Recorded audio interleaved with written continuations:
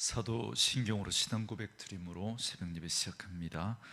전능하사 천지를 만드신 하나님 아버지를 내가 믿사오며 그 외아들 우리 주 예수 그리스도를 믿사오니 이는 성령으로 잉태하사 동정녀 마리아에게 나시고 본디오 빌라도에게 고난을 받으사 십자가에 못 박혀 죽으시고 장사한 지 사흘 만에 죽은 자 가운데서 다시 살아나시며 하늘에 오르사 전능하신 하나님 우편에 앉아 계시다가 저리로서 산자와 죽은 자를 심판하러 오시리라.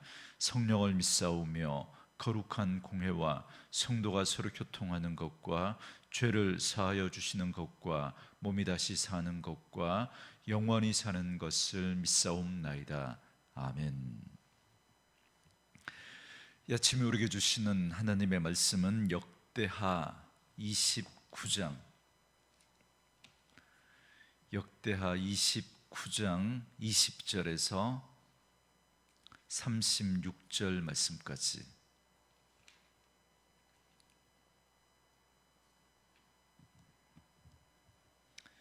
역대하 29장 20절에서 36절 말씀까지. 우리 말씀 찾으셨으면 한 목소리로 같이 읽습니다. 히스기야 왕이 일찍이 일어나 성읍의 귀인들을 모아 여호와의 전에 올라가서 수송아지 7마리와 순양 7마리와 어린 양 7마리와 순염소 7마리를 끌어다가 나라와 성소와 유다를 위하여 속죄 제물로 삼고 아론의 자손 제사장들을 명령하여 여호와의 제단에 드리게 하니 이에 수소를 잡음에 제사장들이 그 피를 받아 제단에 뿌리고 또 순양들을 잡음에 그 피를 제단에 뿌리고 또 어린 양들을 잡음에 그 피를 제단에 뿌리고 이에 속죄 제물로 드릴 순염소들을 왕과 회중 앞으로 끌어오매 그들이 그 위에 안수하고 제사장들이 잡아 그 피를 속죄제로 삼아 제단에 드려 온 이스라엘을 위하여 속죄하니 이는 왕이 명령하여 온 이스라엘을 위하여 번제와 속죄제를 드리게 하였음이더라. 왕이 레위 사람들을 여호와의 전에 두어서 다윗과 왕의 선견자 갓과 선지자 나단이 명령한 대로 재금과 비파와 수금을 잡게 하니 이는 여호와께서 그의 선지자들로 이렇게 명령하셨음이라. 레위 사람들은 다윗의 악기를 잡고 제사장은 나팔을 잡고 섬에 히스기야가 명령하여 번제를 제단에 드릴새 번제 드리기를 시작하는 동시에 여호와의 시로 노래하고 나팔을 불며 이스라엘 왕 다윗의 악기를 울리고 온 회중이 경배하며 노래하는 자들은 노래하고 나팔 부는 자들은 나팔을 불어 번제를 마치기까지 이르니라. 제사 드리기를 마침에 왕과 그와 함께 있는 자들이 다 엎드려 경배하니라. 히스기야 왕이 귀인들과 더불어 레위 사람을 명령하여 다윗과 선견자 아삽의 시로 여호와를 찬송하게 하며 그들이 즐거움으로 찬송하고 몸을 굽혀 예배하니라. 이에 히스기야가 말하여 이르되 너희가 이제 스스로 몸을 깨끗하게 하여 여호와께 드렸으니 마땅히 나와 제물과 감사 제물을 여호와의 전으로 가져오라 하니 회중이 제물과 감사 제물을 가져오되 무릇 마음에 원하는 자는 또한 번제물도 가져오니 회중이 가져온 번제물의 수요는 수소가 70마리요 순양이 100마리요 어린 양이 200마리이니 이는 다 여호와께 번제물로 드리는 것이며 또 구별하여 드린 소가 600마리요 양이 3,000마리라. 그런데 제사장이 부족하여 그 모든 번제 짐승들의 가죽을 능히 벗기지 못하는 고로 그의 형제 레위 사람들이 그 일을 마치기까지 돕고 다른 제사장들이 성결하게 하기까지 기다렸으니 이는 레위 사람들의 성결하게 함이 제사장들보다 성심이 있었음이라. 번제와 화목제의 기름과 각 번제에 속한 전제들이 많더라. 이와 같이 여호와의 전에서 섬기는 일이 순서대로 갖추어지니라. 이 일이 갑자기 되었으나 하나님께서 백성을 위하여 예비하셨으므로 히스기야가 백성과 더불어 기뻐하였더라. 아멘. 오늘은 함께 읽으신 역대하 29장 20절에서 36절 말씀을 중심으로 온 백성을 위한 속죄제라는 제목의 말씀으로 잠시 은혜를 나누겠습니다. 남유다의 가장 선한 왕이라고 할 수 있는 히스기야는 부왕이었던 아하스가 닫았던 성전의 문을 다시 열고 성전을 개혁합니다. 그래서 제사장과 레위인들을 성결하도록 하게 하고 성전도 성결하게 했습니다. 그래서 성전 안에 있던 우상의 제단과 신상과 기구들을 내어버리고 성전의 본래 기구들을 정돈하고 정결하게 했습니다. 그래서 어제 본문에 보면 성전은 본래 모습을 회복하게 됩니다. 히스기야는 그야말로 종교 개혁을 일으켰던 겁니다. 이제 오늘 본문의 말씀은 그렇게 성전을 정결하게 한 후에 성전을 봉헌하는 내용입니다. 먼저 오늘 본문 20절에 보시면 히스기야는 아침에 일찍이 일어나 성읍의 귀인들, 그러니까 백성들의 지도자들을 모읍니다. 그러면서 마치 예전에 소풍 가는 그날 아침 아이가 일찍 일어나서 설레는 마음으로, 들뜬 마음으로 아침부터 서두르는 것처럼 오늘 히스기야가 꼭 그런 모습으로 아침에 일찍이 일어났다 그럽니다. 여러분 느껴지시죠? 히스기야의 마음이, 그만큼 히스기야가 이 일을 얼마나 사모했는지를 잘 보여주는 말씀이라고 할 수 있겠습니다. 이처럼 히스기야는 다시 정결하게 된 성전을 하나님께 드리기 위해서 제사장들로 하여금 번제와 속죄제를 드리도록 했습니다. 번제는 제사장들이 수송아지 7마리와 순양 7마리와 어린 양 7마리를 잡아서 그 피를 번제단에 뿌렸습니다. 그리고 속죄제는 왕과 방백들이 순념소에게 안수하고 제사장들이 잡아서 그 피를 속죄소에 뿌리고 번제단에 바르고 그 아래 쏟았습니다.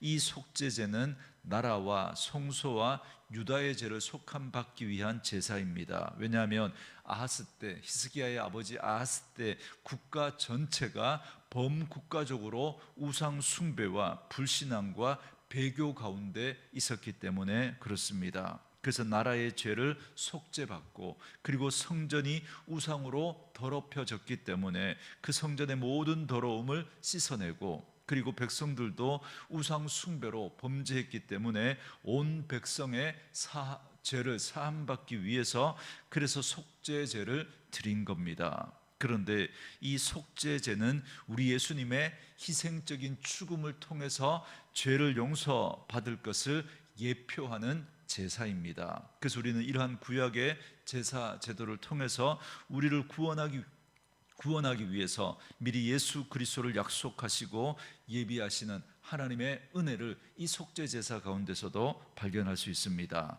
그러므로 하나님이 우리를 위해서 예비하신 예수 그리스도의 그 십자가의 은혜를 기억하고 그 피를 의지하여 우리의 죄를 고백하고 회개할 때 우리는 본래 우리의 자리인 하나님의 자녀, 하나님의 백성의 자리로 돌아가게 되는 것입니다. 다시 말하면 우리에게 개혁이 일어나는 겁니다. 그래서 우리 심령이 변화되고 우리의 삶이 변화되는 역사가 일어나게 되는 거죠. 지난번에도 말씀을 드렸지만 여러분, 죄는 자리를 벗어나는 겁니다. 그런데 그 자리를 이탈해서 벗어났던 것에서 다시 제자리로 돌아오는 것이 개혁입니다. 그렇기 때문에 진정한 개혁은 예수 그리스도로부터 시작이 됩니다. 우리가 예수님을 믿고 그 하나님과의 관계가 회복되어져서 하나님을 떠났던 자리에서 다시 하나님 앞에 나오게 될 때, 그때부터 진정한 개혁이 시작되는 것이죠. 그래서 우리는 하나님과의 관계가 깨어졌던 그 자리에서 다시 하나님께 나아가 하나님의 백성으로, 하나님의 자녀로 그 자리를 다시 회복할 수 있습니다. 계속해서 말씀 보시면, 여러분 히스기야는 번제와 속죄제를 드릴 때 성전에서 찬양을 맡은 제사장들과 레위인들에게 찬양을 하게 했습니다. 그래서 제사장들은 나팔을 불고 레위인들은 수금과 비파와 제금으로 연주하게 하고 찬양시로 노래하게 하고 회중은 경배를 했습니다. 25절 말씀에 보시면, 왕이 레위 사람들을 여호와의 전에 두어서 다윗과 왕의 선견자 갓과 선지자 나단이 명령한 대로 제금과 비파와 수금을 잡게 하니 이는 여호와께서 그의 선지자들로 이렇게 명령하셨음이라 그럽니다. 제사장과 레위인들은 회중들이 번제를 드릴 때 찬양과 경배를 시작하며 번제를 마칠 때까지 계속했습니다. 이는 일찍이 다윗이 선견자 갓과 선지자 나단의 가르침을 따라 제정한 규례를 따른 겁니다. 이처럼 제사를 드리는 동안 찬양과 경배를 했다라는 건 하나님을 높이고 하나님께 영광을 돌려드리기 위한 것입니다. 오늘날 예배에 있어서 여러분, 찬양이 얼마나 중요한 역할을 합니까? 그 찬양을 통해서 우리의 마음이 하나님을 향하게 하고, 또 그리고 그 마음으로 우리가 하나님을 기뻐하고 또 하나님을 높여드리고, 또 그럴 때 하나님께서 우리 가운데 말씀을 주시고 그 받은 말씀을 가지고 또 우리가 하나님 앞에 기도하고, 그렇게 할 때 여러분, 이 찬양이 더불어질 때 우리가 온전히 하나님 앞에 예배할 수 있고, 또 우리가 하나님을 또 온전히 또 그 찬양 가운데 또 경험할 수 있게 되는 것이죠. 이렇게 성전을 봉헌할 때 번제와 속죄제를 드리고 찬양의 감격이 넘쳐났습니다. 오늘 우리가 드리는 예배 가운데도 이런 하나님의 은혜가 있기를 원합니다. 히스기야는 은혜와 감격에 젖어서 백성들에게 이렇게 말합니다. 역대하 29장 31절 말씀인데요, 거기 보시면, 이에 히스기야가 말하여 이르되 너희가 이제 스스로 몸을 정결하게 하여 여호와께 드렸으니 마땅히 나와 제물과 감사 제물을 여호와의 전으로 가져오라 하니, 회중이 제물과 감사 제물을 가져오되 무릇 마음에 원하는 자는 또한 번제물도 가져오니 그럽니다. 히스기야는 자신이 주도했던 제사 외에 이제 백성들 스스로가 자발적으로 감사 제사를 드리라고 권면합니다. 지금까지 백성들은 우상에 사로잡혀 있었습니다. 하나님의 존재를 인정하지 못했습니다. 그랬던 백성들이 이제 자발적으로 하나님을 향한 제물을 가지고 왔습니다. 그 제물의 양은 실로 엄청났습니다. 여러분 32절 33절에 보면, 숫소가 70마리, 순양이 100마리, 어린 양이 200마리, 소가 600마리, 양이 3,000마리가 제물로 드려졌습니다. 그래서 34절 말씀에 보면, 이토록 많은 제물을 잡기 위해서 제사장이 부족하니까 성결한 레위인들이 거들어야 할 만큼 엄청난 제사가 쉬지 않고 드려졌습니다. 그런데 중요한 건 이 모든 일이 강압적으로 일어난 일이 아니라 자발적으로 이루어졌다는 겁니다. 그리고 또 하나 우리가 여기서 주목해 볼 대목은 36절인데요 36절에 보면, 이 일이 갑자기 되었으나 하나님께서 백성을 위하여 예비하셨으므로 히스기야가 백성과 더불어 기뻐하였더라 그럽니다. 그러니까 이 일이 갑자기 되었다는 겁니다. 그러니까 이 모든 일이 전혀 계획에 없던 것인데 이루어진 일이라는 거죠. 우리는 계획하지 않았던 일이 발생하게 되면 당황하고 그걸 또 무시해 버릴 때가 많습니다. 그런데 오늘 본문의 히스기야 백성들은 물론 갑자기 뜻하지 않은 일이 벌어졌기 때문에 아마 당황스러운 마음은 마찬가지였겠죠. 그런데 히스기야는 이 갑작스러운 이 일을 통해서도 하나님의 하시는 손길들을 느끼면서 또 이 일들을 이루어 갑니다. 그러면서 정말 기쁨과 은혜 가운데 이 일들이 이루어지는 것을 보게 됩니다. 갑자기 백성들이 뭐 생각지도 않았던 엄청난 재물을 가지고 하나님 앞에 나오는 겁니다. 그러니까 제사장들의 인원이 부족해서 레위인들의 손을 빌려야 하는 상황까지 직면하게 된 겁니다.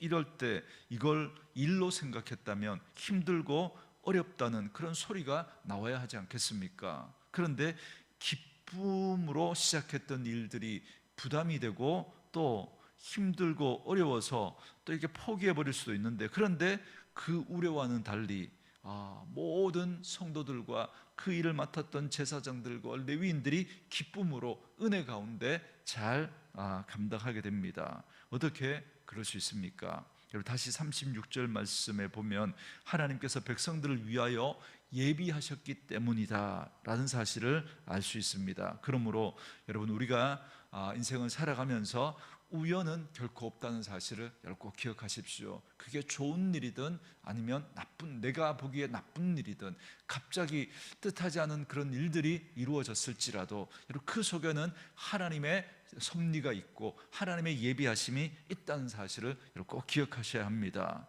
갑작스러운 일 같지만 그 뒤에는 분명 하나님의 계획과 섭리가 있습니다. 하나님을 사랑하는 자, 곧 그 뜻대로 부르심을 입은 자들에게는 그 갑작스러운 그 일들 속에서도 분명히 하나님은 그 일을 통해서 하나님의 뜻을 이루어내시고 우리에게 가장 좋은 것으로, 선한 것으로, 복된 것으로 하나님께서 역사해 주실 줄 믿습니다.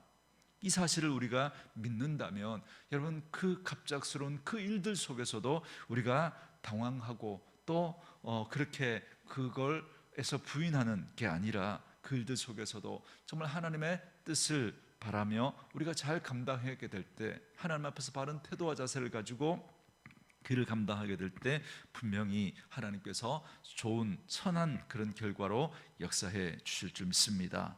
사랑하는 성도 여러분, 오늘 우리의 인생길에는 많은 예상치 못한 일들이 일어납니다. 그것이 우리에게 당장은 좋은 일처럼 보일 수도 있고 나쁜 일처럼 보일 수도 있습니다. 그러나 거기에 반드시 하나님의 예비하심과 섭리가 있다는 사실을 놓치지 않기를 바랍니다. 그래야 그 일 때문에 교만해지지도 않고 또 그 일 때문에 또 반대로 좌절하거나 절망하지 않을 수 있습니다. 분명히 하나님이 그 일을 통해서 선한 뜻을 이루어 가실 것이기 때문에 그렇습니다.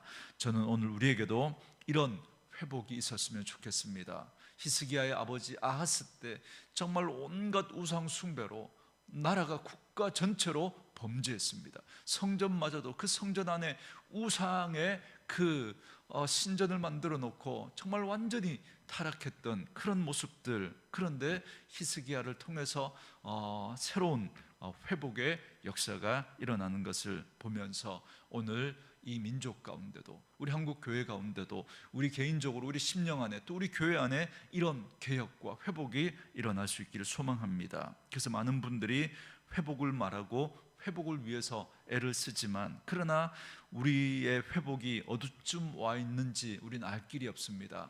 정말 이 모습으로는 안 된다라고 하는 그런 생각, 그런 마음들은 있지만, 그러나 좀처럼 이런 회복들이 우리 안에 잘 이루어지지 않습니다. 그런데 오늘 말씀을 통해서 진정한 회복의 징후, 그 단초를 우리가 발견할 수 있습니다. 그것은 바로 우리가 드리는 예배를 통해서 발견될 수 있습니다. 여러분, 잘 보시면 하나님께서 히스기야와 그 백성들에게 회복을 허락하시는데, 이때 그들은 자원해서 헌신했고 그것이 또한 무제한적이었고 계속적이었고 또한 기뻐했으며 기쁨으로 그 일을 감당했다라는 겁니다. 우리의 예배 가운데 이런 은혜가 있어야 합니다. 여러분, 예배에 안 나올 수는 없고 억지로 나와서 하나님 앞에 얼굴 도장 찍고 가는 그런 예배가 아니라, 정말 하나님께서 우리를 사랑하시고 우리에게 베풀어 주신 그 구원의 은혜와 우리에게 베풀어 주신 그 하나님의 손길들을 생각하면 너무너무 감사하고, 그래서 자원해서 헌신하고 또 그리고 우리가 드리는 그 헌신이 무제한적이고 계속적이고 정말 기쁨으로 그 일들이 감당되어지게 될 때, 그때 진정한 회복, 정말 하나님의 허락하신 그 부흥이 우리 가운데 일어날 줄 믿습니다. 저는 우리의 10년 가운데, 우리 온누리 교회 가운데, 우리 한국 교회 가운데 이런 헌신이 다시 이런 모습이 다시 회복되어질 수 있기를 소망합니다. 하나님께서 우리를 위해서 베풀어 주신 그 은혜를 깊이 한번 묵상해 보십시오. 예수 그리스도 독생자 그 예수 그리스도를 내어 주시기까지 그렇게 다 허락하신 그 하나님께서 우리의 삶에 베풀어 주신 그 은혜들을 우리가 생각하면 우리가 어떻게 아무런 감동 없이 아무런 감격 없이 그렇게 하나님 앞에 예배할 수 있겠습니까? 그 주님을 생각하면 정말 우리의 모든 것을 다 내어드려도 아깝지 않은 그런 마음들이 들어야 정상 아니겠습니까? 사랑하는 성도 여러분, 하나님의 은혜와 사랑, 그 십자가의 피 묻은 사랑이 깨달아지는 은혜가 있기를 원합니다. 그 은혜를 사모하며 그래서 주님께 자원하고 헌신하고 무제한적으로 계속하고 기쁨으로 충만한 그런 마음으로 하나님 앞에 반응하며 하나님 앞에 헌신하는 그런 은혜가 있기를 원합니다. 그럴 때 우리의 삶에 진정한 회복, 진정한 부흥이 일어나게 될 줄 믿습니다. 그 은혜가 오늘 말씀으로 이 하루 시작하는 저와 여러분에게 있기를 주의 이름으로 축원합니다. 주신 말씀 묵상하시면서 우리 이 찬양 함께 들으시며 기도하는 시간 갖겠습니다.